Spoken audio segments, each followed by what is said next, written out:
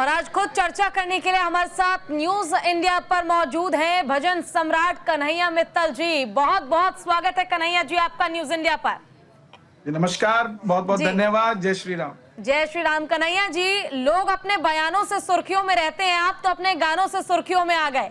सुना है बटेंगे तो कटेंगे, कुछ ऐसा गाना निकाला है आपने। एक बार अगर दो लाइन हो जाए शुरुआत के साथ ही तो महफिल से जम जाएगी। जी बिल्कुल। जाग जाओ सारे हिंदुओं, सोने का कोई काम नहीं। वो बंदा किस काम का है भाई, जिसके मन में राम नहीं। वीर शिवाजी के हम हैं वंशज, मन में निर्णय कर लेंगे। इतनी बात समझ ले सारे, हम बट जाएंगे तो कट जाएंगे। उसकी बात सुनेंगे भाई जो बात सनातन की किया करे। शेर के जिगरे वाला बंदा किसी के आगे भी ना डरे। 100 मोहम्मद गौरी मारे, पृथ्वीराज चौहान बने। चाय बेचन वाला मोदी हिंदुओं की पहचान बने। काशी के ज्ञान वापी में अब भी नंदी रोते हैं। मथुरा के कारावास में क्यों कन्हैया सोते हैं। बांग्लादेश के तख्ता पलट में हिंदू ही क्यों मरते हैं। भाईचारे की आड़ में भाई क्यों ये ऐसा करते हैं। जाग जाओ सारे हिंदुओं, जिसने देश को लूट लिया उनको किताबों में पढ़ते गए। ताजमहल बनाने वाले हाथों को क्यों काटे गए। संतों का भी सबसे कहना एकजुट तुम होके रहो। योगी बाबा कहते हैं भाई कट जाएंगे बट जाएंगे तो कट जाएंगे। वाह कन्हैया जी, एक एक लाइन मुझे लगता है ना बहुत सोच समझ के आपने लिखी है, क्योंकि इतिहास से लेकर आज के समय को आपने याद दिला दिया। अच्छा, ये जानना चाहूंगी कि आखिर ये ख्याल कैसे आया आपको कि योगी जी का जो ये बयान है बटोगे तो कटोगे, इस पर गाना बनाया जा सकता है। ख्याल आया तो आया, लेकिन एक एक लाइन बड़ी सोची समझी समझ आती है मुझे। और इसके पीछे संदेश क्या देना चाहते हैं आप? देखिए, सबसे पहले तो ये ख्याल उसी दिन आ गया था जिस दिन हिंदुओं को जातियों में बांटने की बात करी जा रही थी कि जातीय जनगणना होनी चाहिए कि देश के अंदर यादव कितने हैं, बनिए कितने हैं, ब्राह्मण कितने हैं। उसी समय एक सुलझे हुए सनातनी के हृदय में ये भाव आ गया था कि देश में अब बंटवारे की राजनीति कोई शुरू करने वाला है। उसी के चलते हमारे जैसे राष्ट्रवादी गायक जो सनातनियों को एक होने का संदेश समय समय पर देते आए हैं, उनके मन में भी आया कि कुछ ऐसा करें। और जब महाराज जी ने, योगी आदित्यनाथ जी ने कह ही दिया बटोगे तो कटोगे, तो फिर हमें रुकने की कोई जरूरत ही नहीं है। हमें सनातनियों तक वो बात पहुंचानी है। और इसके अंदर जो मैंने लिखा उसमें मैंने काशी की भी चर्चा की है जी। उसके अंदर मैंने मथुरा की भी बात की है जी। इस देश के अंदर आप देखिए, भारत देश सनातनियों का भी है, लेकिन जब भी आप पलायन की बात आती है तो कुछ क्षेत्रों में हिंदुओं के पलायन की बात आती है, किसी और धर्म के पलायन की बात नहीं आती। तो सबको ये समझाना जरूरी है कि जाति में अगर हिंदू बटेगा तो फिर वो कटेगा ही कटेगा। बिल्कुल। देखिए, वाकई कहीं ना कहीं लोगों को ये समझने की जरूरत है कि आखिर जो राजनीति देश में चल रही है इसमें जनता सबसे महत्वपूर्ण भूमिका में है और पब्लिक को ये समझना है कि आखिर आगे करना क्या है। कन्हैया जी, एक और सवाल आपसे करना चाहूंगी, ये थोड़ा पॉलिटिकल है। देखिए, जिस तरह से मुख्यमंत्री योगी आदित्यनाथ ने बयान दिया, इससे पहले हमने देखा था बीजेपी का खुल के समर्थन आप करते थे, बीच में सुर्खियां आपने खूब बटोरी जब बात ये होने लगी कि कांग्रेस आप ज्वाइन करेंगे, तो अब एक बार फिर से बटोगे तो कटोगे का जिक्र करते हुए ये कोई पॉलिटिकल यू टर्न है या फिर वाकई हिंदुत्व का जो झंडा है आप उसे और बुलंद करना चाहते हैं? आखिर है क्या? देखिए, मैं आपके चैनल के माध्यम से सिर्फ इतनी बात आपके दर्शकों तक पहुंचाना चाहता हूं कि जब भगवे को जीतने के लिए हमें कुछ भी करना पड़ेगा तो हम कर जाएंगे। जब हमने एक दिन के लिए कहा कि हमारे मन में आ रहा है कि हम कांग्रेस में जाएंगे, तो क्या किसी कांग्रेस के नेता ने इस बात की पुष्टि की कि मेरी किसी से बात हुई? पहली चीज। दूसरी बात, जब एक दिन के लिए हमने ये बात कही तो करोड़ों लोगों ने ये कहा कन्हैया जी कहां जा रहे हैं, वो धर्म विरोधी है। खुल के आए, और खुल के आने का मतलब हुआ कि सबके जहन में ये बात बैठी, और जब मुझे समझ आया कि हाँ अब काम हो चुका है, तो हमने वापस अपने बयान को वापस ले लिया। भगवे के लिए इतनी बात तो क्या हम जान भी दे देंगे, ये तो बहुत छोटी सी बात है। और ना कहीं हम गए ना कहीं हम आए, लोगों को जगाने का ही हमारा काम है। वो जैसे जागेंगे वैसे जगा देंगे। और अब की बार ये जो बटेंगे तो कटेंगे का नारा है, इसको बुलंद करके बड़ी मुश्किल से मौके मिलते हैं। आपने देखा 2021 में हमने यूपी इलेक्शन में गाया था, जो राम को लाए हम उनको लाएंगे। बिल्कुल।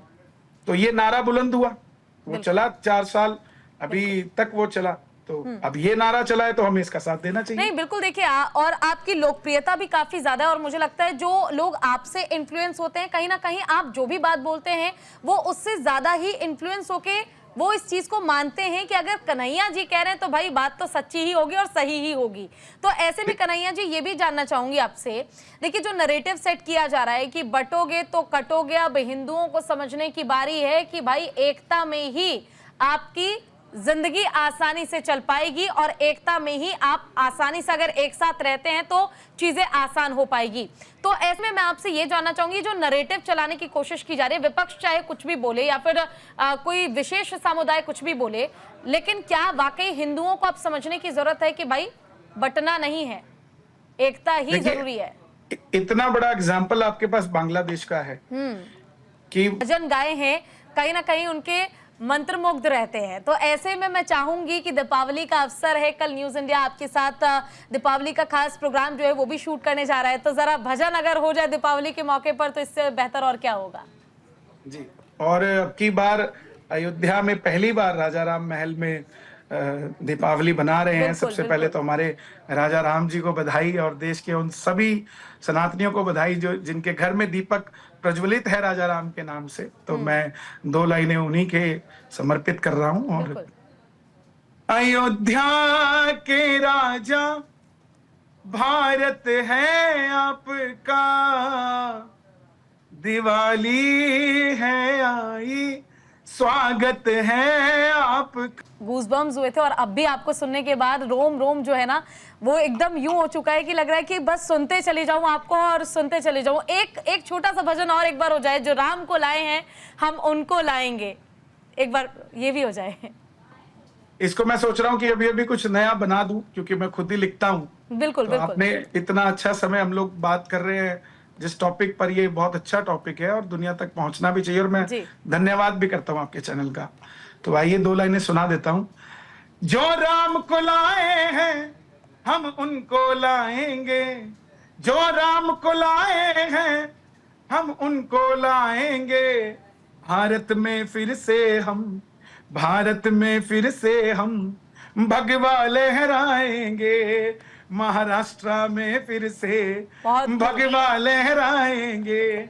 अयोध्या भी सजा दी है, काशी भी सजा दी है, कश्मीर सजाया है, पीओके भी सजाएंगे, जो राम को लाए हैं हम उनको लाएंगे।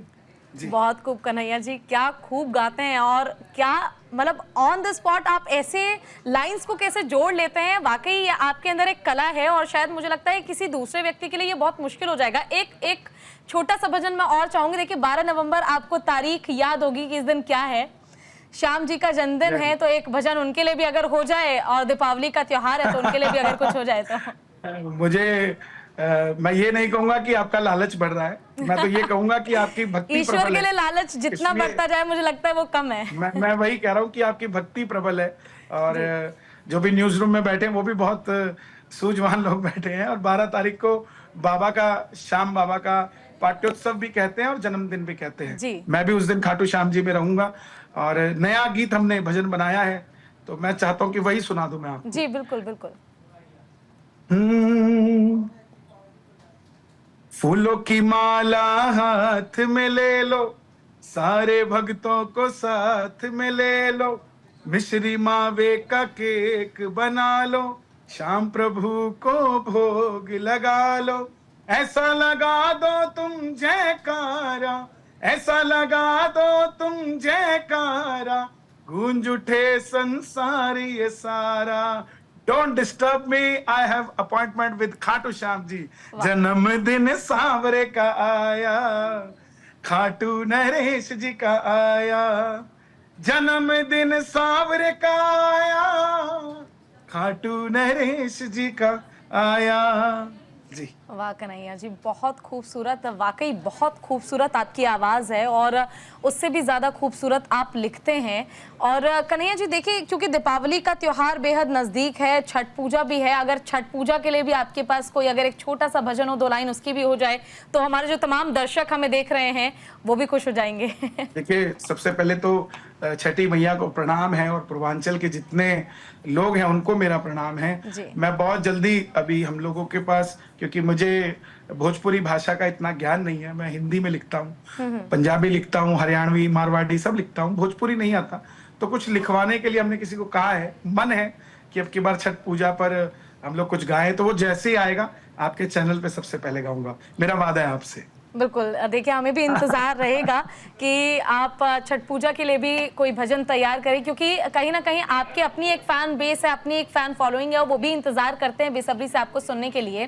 कन्हैया जी, क्योंकि अब समय समाप्ति की ओर है और जो हमारे तमाम दर्शक आपको देख रहे हैं वो तो जानते ही हैं कि आप भजन सम्राट हैं, कई भजन आपने हमें सुनाए भी अभी, और क्योंकि मैं चाहूँगी भी अगर हम पॉलिटिकल ना जाके भजनों पर रहें तो वो ज़्यादा बेहतर होगा, तो अगर 1-2 और कोई आपके फेवरेट ऐसे कोई भजन हो जो आप प्रभु श्री राम के लिए गाना चाहें तो एक बार वो भी। मैं एक और भजन सुना देता हूँ। ये प्रसंग है जब हनुमान जी लंका में कूदे थे तो सारे राक्षसों ने जाकर रावण को क्या बताया जी, और इसको मैंने यूपी से भी कनेक्ट किया है, क्योंकि हमारे गुरुदेव मानता हूं मैं योगी आदित्यनाथ जी को, तो इसके अंदर आपके श्रोताओं को भी आनंद आएगा और आप भी समझिएगा मैंने कहाँ इस्तेमाल किया है इस चीज को।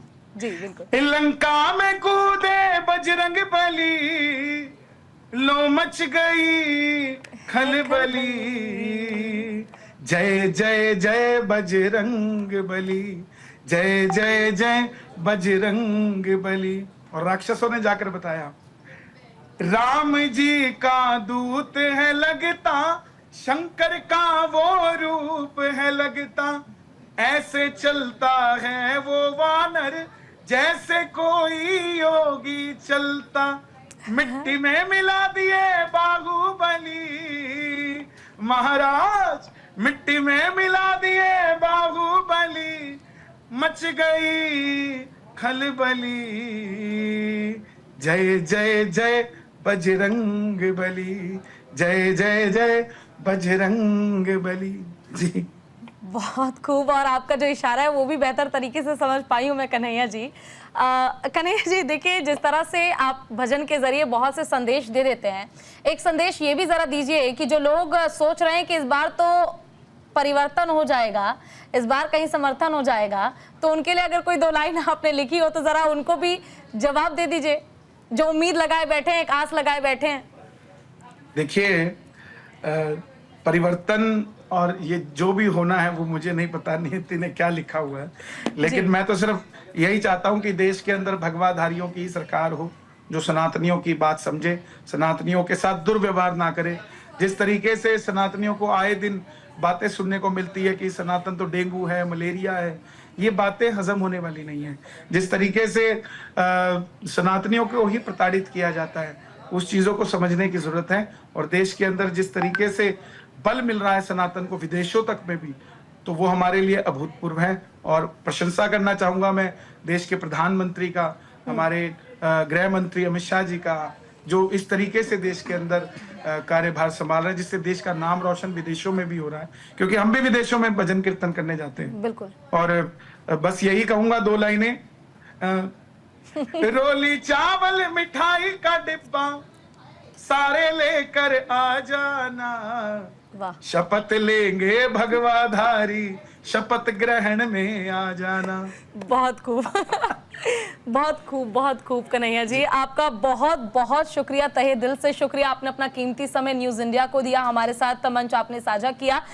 मैं उम्मीद करती हूँ हमारे दर्शक भी इतने ही खुश हुए होंगे जितने कि आप और मैं। आपका शुक्रिया कि आप हमारे साथ जुड़े। फिलहाल के लिए हमारे इस खास कार्यक्रम बटेंगे तो कटेंगे में इतना ही। संदेश आप तक पहुंच ही गया होगा। नमस्कार।